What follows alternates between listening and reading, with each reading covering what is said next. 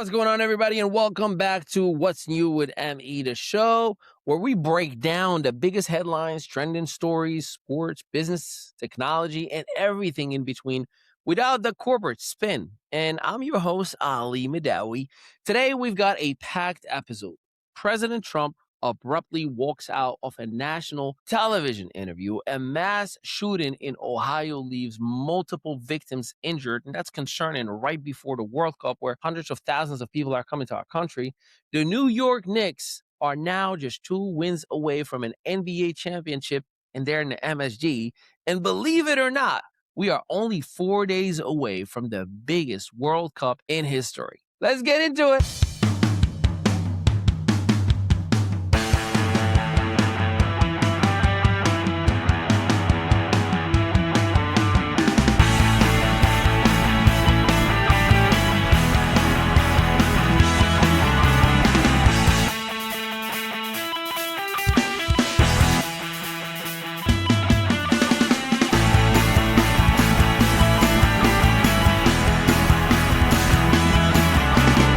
Segment 1, Trump walks out of the interview. So let's start with politics. President Donald Trump made headlines today after abruptly ending an interview with NBC's Kristen Welker, and it wasn't pretty. Talk about meet the press or not meet them at all. According to reports, the interview became increasingly tense when questions turned towards Trump's continued claims regarding the 2020 election and requests for evidence supporting those claims. The exchange reportedly escalated. Trump criticized NBC as biased network and then ended the interview before it was completed.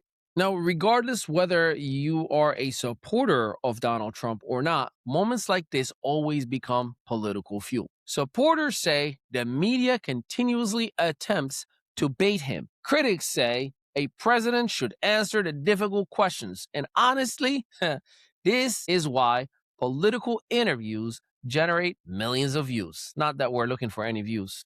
It's not like it pays the bills or anything. Nobody watches when everybody agrees. Trust me.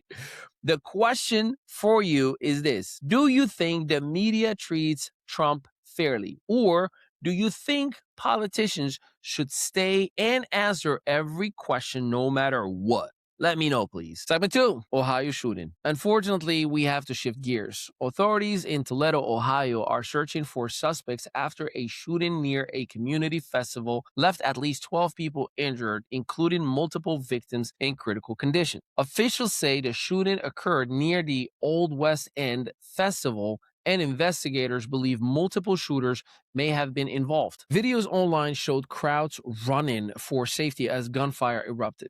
The remainder of the festival was canceled while police continue their investigation. Every time a story like this happens, people immediately divide into political camps.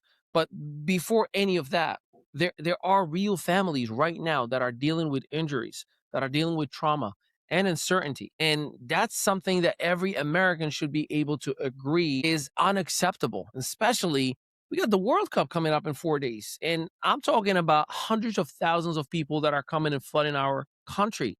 How are we going to handle it? Our thoughts are with everyone impacted by this tragedy. Segment 3, Knicks are 2 wins away. Okay, New York, let's talk basketball. Because I was in Manhattan last night. You guys are crazy. Because Knicks fans haven't been this excited in decades, literally.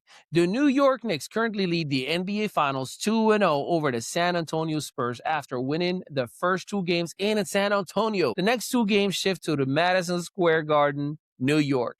The Knicks took game 1 by 10 points, then escaped by 1 point in game 2. Now the series heads to Madison Square Garden. If the Knicks win the next 2 games at home, we're talking about a sweep, 3 series in a row, and a championship to top it all up, and a citywide celebration that may not sleep for a week. I know I'm staying out of the city. Seriously though, if the Knicks win this thing, every New Yorker suddenly becomes a basketball expert overnight. So let me know in the comment, do the Spurs make a comeback or win at least 1 game?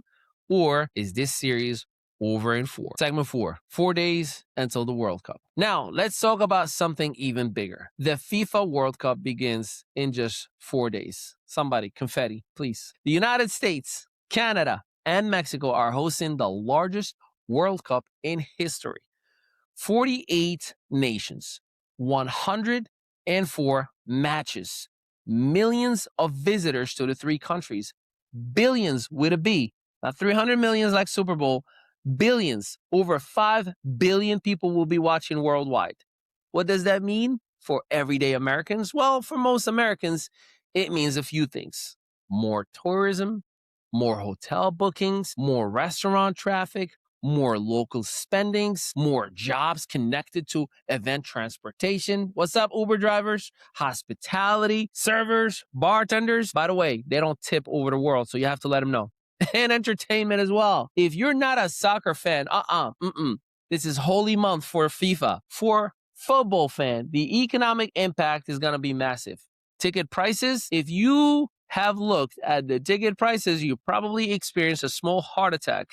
Reports show that some group stage tickets can be found around $600 to $1,000, while premium seats and the World Cup finals in New York and New Jersey have climbed into the hundreds of thousands of dollars. Dynamic pricing has been a major source of controversy among fans. So for the final, some resale listings have reached several $1,000s and beyond for nosebleed. Translation, you may need a second mortgage to sit near midfield, bro.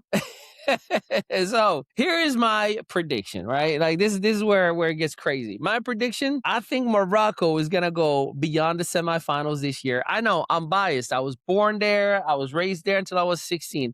I think the United States is going to have the best performance because this is home field advantage. I believe that we can win. I think if Colombia could ever win, this is the place to do it. And I think Brazil is still dangerous. Argentina and France are still dangerous. And England, man, they want it, and they've been wanting it for a while. So, is there a Cinderella story? Nobody knows. And here is my bold prediction. The United States makes a deeper run than ever before and than most people have ever expected. Rapid fire time. All right, here we go. I'm about to shoot from the hip, no pun intended. Trump walks out of the interview. Fair or foul? Ohio shooting investigation continues. Knicks 2 wins away from a championship. World Cup starts in 4 days. Ticket prices are making people question their life choices. Yeah. So as they say in Hollywood, or I got Netflix right behind my studio, as they say in Hollywood East. And that's a wrap with today's episode of What's New with ME. If you enjoyed this episode, make sure you like, subscribe, and follow. But please share. That's how we pay the bills.